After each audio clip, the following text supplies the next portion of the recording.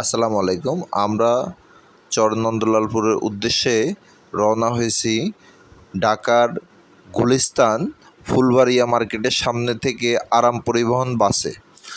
পরিবহন বাসে এসে আমরা নারিশা বাজার নেমেছি। নারিশা বাজার থেকে আমরা হেঁটে নারিশা ঘাটের দিকে যাচ্ছি। নারিশা ঘাট থেকে আমরা ট্রলার যোগে ফরিদপুর জেলার সদর উপজেলার চরনন্দলালপুর এরিয়ায় যাব।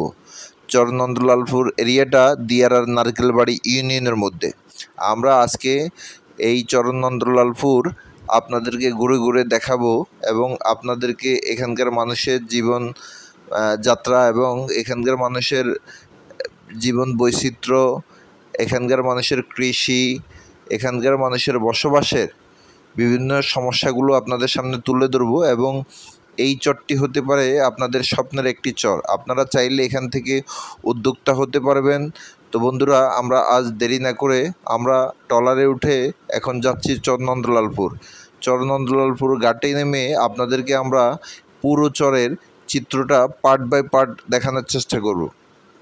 পুরো ভিডিওটা আমাদের সাথে থাকবেন। ভিডিওটা যদিও একটু বড় হবে, তারপরেও আপনারা আমাদের সাথে থাকবেন যাতে করে আমরা আপনাদেরকে পুরো চরটা ঘুরে দেখাতে পারি এবং এখানকার মানুষের জীবনমান উন্নয়নে কিভাবে এগিয়ে চলছে তা। আমরা ট্রলার থেকে নেমে চরনন্দলালপুর ঘাটে নেমেছি। এখান থেকে আমরা চরের বিভিন্ন প্রান্তে যাব এবং ঘুরে ঘুরে এই চরের জীববৈচিত্র্যটা আপনাদের কাছে তুলে ধরব এবং চরের সমস্যাগুলো আপনাদের কাছে তুলে ধরব এবং এই চরের মধ্যে কৃষিক্ষেত্রে কিভাবে বিপ্লব ঘটানো যায় এবং এখান থেকে আপনি কিভাবে আপনার স্বপ্নের উপার্জন করতে পারবেন, আমরা আজকে তা আপনাদের সাথে শেয়ার করব এবং এখানকার মানুষগুলোর সাথে কথা বলে আপনাদেরকে জানানোর চেষ্টা করব এই চরটা আপনার জন্য কতটুকু উপযোগী। আপনি কি চাইলে বাইরের থেকে এসে এই চরটার মধ্যে কৃষিকাজ করতে পারবেন, খামার তৈরি করতে পারবেন কিনা, এবং আমাদের ভিডিওটা অবশ্যই দেখবেন এবং সাথে থাকবেন যাতে করে চরের প্রামাণ্য চিত্রগুলো আপনাদের সামনে তুলে ধরতে পারি এবং তার উপরে ভিত্তি করে আপনারা সরজমিনে এসে এই চরটা দেখতে পারেন। প্রিয় দর্শক, ফরিদপুর জেলার সদরপুর উপজেলা চরনন্দলালপুর গ্রাম দিয়ারা নারকেলবাড়ি ইউনিয়ন। এই ইউনিয়নের চেয়ারম্যান নাসির চেয়ারম্যান। এই ইউনিয়নটার আয়তন অন্যান্য উপজেলার সমান প্রায়, এবং এই চরটার আয়তন একটা উপজেলার চেয়ে বেশি হবে। অথচ এই উপজেলায় এই ইউনিয়নে জমির আয়তনের দিক থেকে মানুষের জনসংখ্যার সংখ্যা একেবারেই নগণ্য, কম। পুরো ইউনিয়নটায় হাজার হাজার একর জমি পরিত্যক্ত অবস্থায় পড়ে আছে। অথচ এখানে পুরো ইউনিয়ন জুড়ে 8 থেকে 10,000 মানুষের বসবাস, যা এক একটা মানুষের মাথাপিছু অনুযায়ী জমির হিসাব করতে গেলে প্রায় 30-40 বিঘা জমি পড়ে। এই এলাকার আয়তন অনুযায়ী এবং জনসংখ্যার হিসাব করতে গেলে প্রতি 30 বিঘা সম্পদের মধ্যে একজন জনগণ বসবাস করে। ওই আনুপাতিক হারে এই চরে হাজার হাজার জমি পরিত্যক্ত অবস্থায় পড়ে আছে। হাজার হাজার হেক্টর জমি পরিত্যক্ত অবস্থায় পড়ে আছে। যারা জমির সংকটে খামার করতে পারেন না, উদ্যোক্তা হতে পারেন না, তারা চাইলে এই চরে এসে উদ্যোক্তা হতে পারেন, খামার গড়ে তুলতে পারেন, কৃষি কাজ করতে পারেন এবং সম্মিলিত কৃষি করতে পারেন।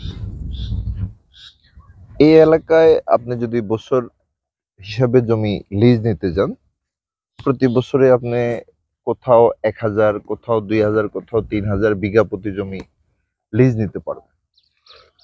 তো সেই ক্ষেত্রে আপনি যদি 50 বিঘা জমি যদি বছরে 1 লক্ষ টাকা নিয়ে আপনি একটা সম্মিলিত কৃষি খামার গড়ে তোলেন, সেই ক্ষেত্রে আপনার সেই খামারে যে ইনভেস্ট করবেন, সেই ইনভেস্ট উঠার পরেও বছরে আপনি একটা খামার থেকে 2-4 কোটি টাকা ইনকাম করা কোনো ব্যাপার হবে না। তবে আপনাকে পরিকল্পনা মাফিক অগ্রসর হতে হবে। চরের বেশিরভাগ মাটি হচ্ছে বালি মাটি। এখানে আপনি আহ, কলার বাগান করতে পারবেন, পেয়ারার বাগান করতে পারবেন, এখানে বড়ইয়ের বাগান করতে পারবেন, আপনি এখানে পেঁপে বাগান করতে পারবেন, পুকুর খনন করতে পারবেন, ইরি ধান করতে পারবেন, আলু রোপণ করতে পারবেন, ভুট্টা চাষ করতে পারবেন এবং বিভিন্ন মৌসুমী সবজি চাষ করতে পারবেন। এবং এই এই চরটা পদ্মা সেতু হওয়ার পরে ভাঙন একেবারেই কমে গেছে। একটা সময় এই চরটার মধ্যে 20,000 30,000 টাকা করে বিঘা জমি পাওয়া যেত। এখন নদীর কাছে 50,000 টাকা হলে বিঘা পাওয়া যায়, 33% 1 বিঘা।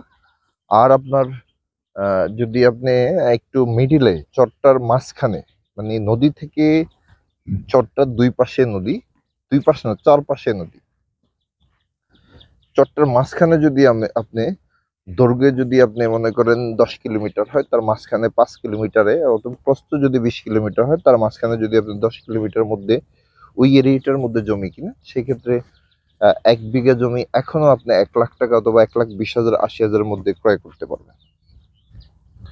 তো সেই ক্ষেত্রে আপনার যদি তৌফিক থাকে, আপনার অ্যাবিলিটি থাকে, আপনি যদি মনে করেন যে কিনে ক্রয় করে 10 বিঘা জমিতে একটা সম্মিলিত খামার গড়ে তুলবে, তো সেই ক্ষেত্রে আপনি 10 বিঘা জমি 10 লাখ টাকা যদি আপনি ইনভেস্ট করেন এবং যদি 10 লাখ টাকা যদি আপনি স্থাপনা সহ গরুর খামার, হাঁসের খামার, অন্যান্য কিছু করেন, অনায়াসে আপনি 1 বছরের মধ্যে পুরো ইনভেস্টটা তুলেও আপনি আরো 5 লাখ টাকা ইনকাম করতে পারবেন।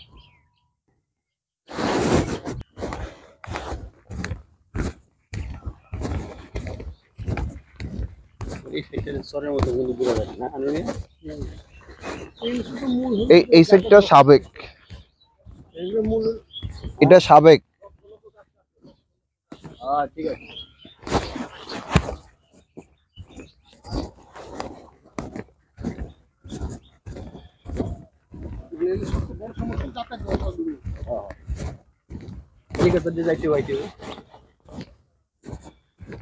আপনি বুঝতেছেন, ঠিক নদীটা পার হলে 1 বিঘা জমির দাম যদি আপনার 1% জমির দাম যদি 3 লাখ টাকা হয়, এখানে ঠিক নদীটা পার হলে আপনার এই পারে 1 বিঘা জমি পাবেন আপনি 1 লাখ টাকা।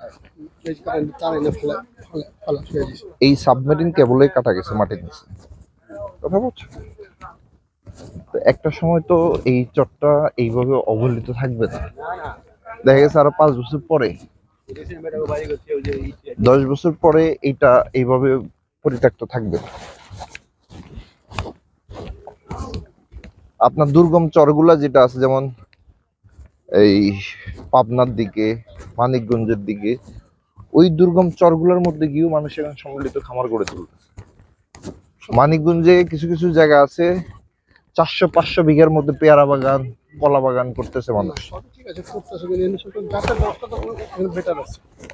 না, এর দুর্গম এলাকা, ওই চরগুলো এর দুর্গম এলাকা। এখানে বর্ষাকালে সুবিধা আছে, আপনি ট্রলার দিয়ে এলাকায় চলে যেতে পারেন।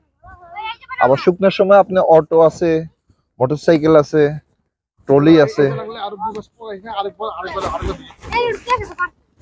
বুঝতে পারছেন?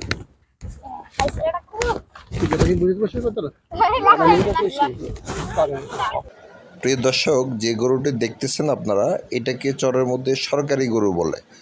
সরকারি গরু বলতে এই বাজারের এক ব্যবসায়ী, উনি একটা মান্থলি করেছেন যে ওনার সন্তান অসুস্থ, সন্তান যদি সুস্থ হয়ে থাকে তাহলে উনি একটা গরু ছেড়ে দিবেন আল্লাহর রাস্তায়, আল্লাহ তাআলার উদ্দেশ্যে।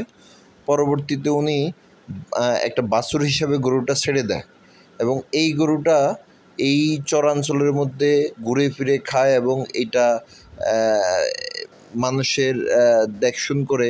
এটার কোনো মালিকানা নেই, এটা মালিকানা সরকার। যেমনটা ইউনিয়ন পরিষদ চেয়ারম্যানের মাধ্যমে এটা ইউনুর পর্যায়ে চলে গেছে এবং ইউনুর খাতে এটা রেজিস্ট্রি করা হয়ে গেছে, এই গরুটা সরকারি। তো পরবর্তীতে যদি এই গরুটা এলাকার মানুষ মিলে বিক্রি করে, তো এই বিক্রির টাকাটা এখানকার মসজিদ মাদ্রাসার মধ্যে দান করতে পারবে। আচ্ছা খাও, তুমি খাও।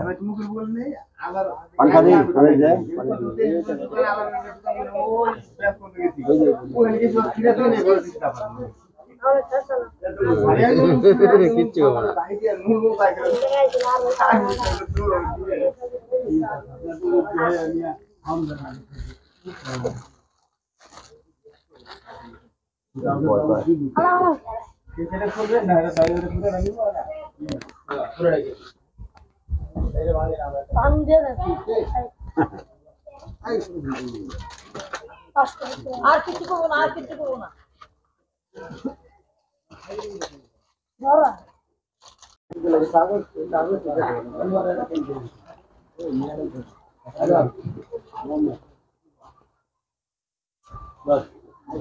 আপনার পছন্দ করছে, আপনি হন।